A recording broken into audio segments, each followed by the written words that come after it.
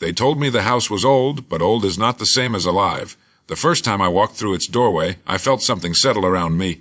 A slow, deliberate pressure, like a hand resting on the back of my neck. I blamed it on nerves. A new start, a new environment, a fresh routine. I promised myself I wouldn't break this time. I even wrote it down hour by hour, determined to follow the plan exactly, no matter what. But on the very first night, as I stood in the hallway with my boxes still unopened, the temperature shifted. Not colder or warmer, just different, as if the air itself had changed its mind. The first sign revealed itself so subtly that it almost felt like the house was testing how closely I paid attention. When I opened the door to the front room that first evening, I had every intention of unpacking the items listed in the first step of my schedule. I had planned it carefully, start with the essentials, arrange the living space, familiarize myself with the house in a calm and deliberate way. But the day had been long, and exhaustion whispered louder than discipline, tugging me toward the couch instead. The moment I sank into the cushions, choosing comfort over commitment, the house responded. The floorboards groaned beneath me in a long, stretching sigh that didn't match the weight of my body. It was as if something deep within the structure exhaled in disappointment. I froze, convincing myself it was just old wood settling, but then the lamp beside me flickered, not randomly, but in a pattern, a slow pulse that matched the beat of my hesitation. I looked toward the hallway, and for a split second, it elongated the way a shadow does when a door opens somewhere it shouldn't. My stomach tightened, but I still didn't move. My plan was sitting on the table right in front of me, the edges of the paper curling slightly in the stillness of the room, almost as though the house was breathing on it.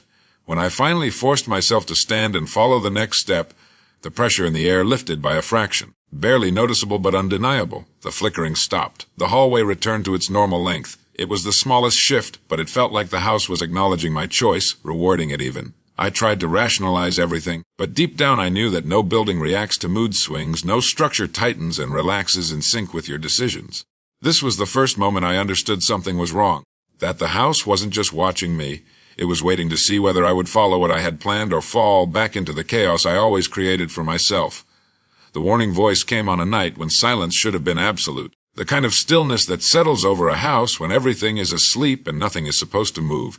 I had been sitting at my small kitchen table, fighting the urge to abandon the structured routine I'd set for myself. The plan said to prepare for the next day, review tasks, lay out clothes, clean the space. My mood, however, tugged me toward distraction, toward letting things slide the way I always did when discipline felt heavier than comfort. As I stared at the blank page of my journal, debating whether any of it mattered, the lights dimmed just slightly, not enough to frighten, but enough to shift the atmosphere into something expectant. I forced myself to breathe, to ignore the sudden rise of unease crawling up my neck. Then I heard it a low whisper, so close it brushed the side of my ear, yet when I jerked my head to look, the room was completely empty. The whisper came again, soft, raspy, careful in its pacing, reciting the next line of my schedule in perfect order, every word pronounced exactly as I had written it earlier that morning. I hadn't read it aloud. No one had seen it. I sat frozen, waiting for my mind to explain it away, but the house felt too quiet, heavy with intention, as if it had leaned in to ensure I heard every syllable. The voice didn't sound like a stranger, nor like an echo. It sounded eerily close to my own, only thinner, stretched at the edges like something mimicking me.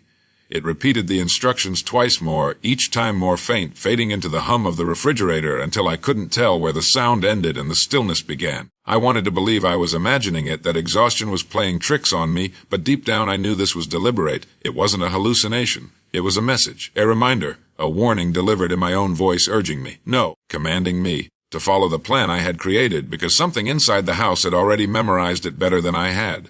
The room revealed itself on a morning when everything felt almost normal, which made what happened next even more unsettling. I had followed my plan precisely the night before, resisting every tempting pull of procrastination or impulse, and for the first time since moving in, I woke with a sense of clarity instead of dread. The house felt still, watchful, but calm, as if my obedience had soothed something beneath the floorboards. According to my schedule, I was supposed to explore the upstairs level and take inventory of the storage spaces. It seemed harmless, productive even, and for once I didn't question it.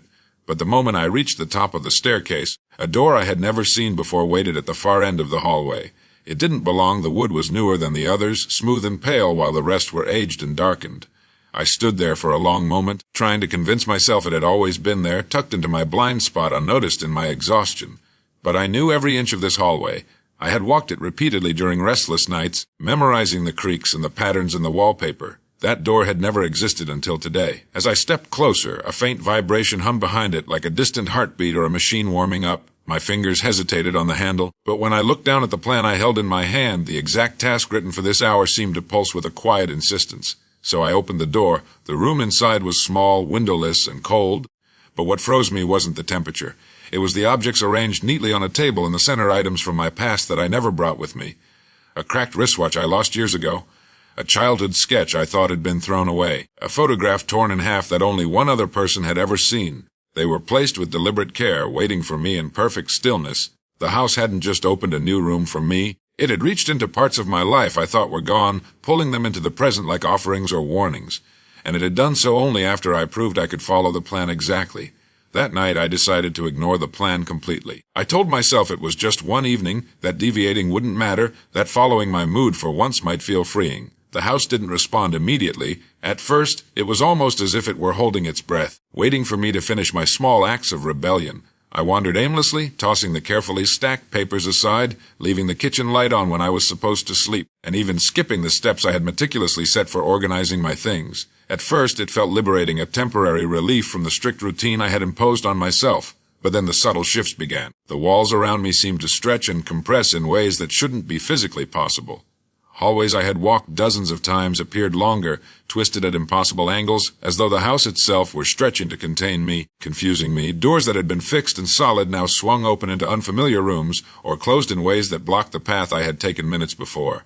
The air grew thick, heavy, almost viscous, making each breath a conscious effort. Shadows gathered in corners that had always been well lit, moving as though alive, responding to my movements with a fluidity that defied reason.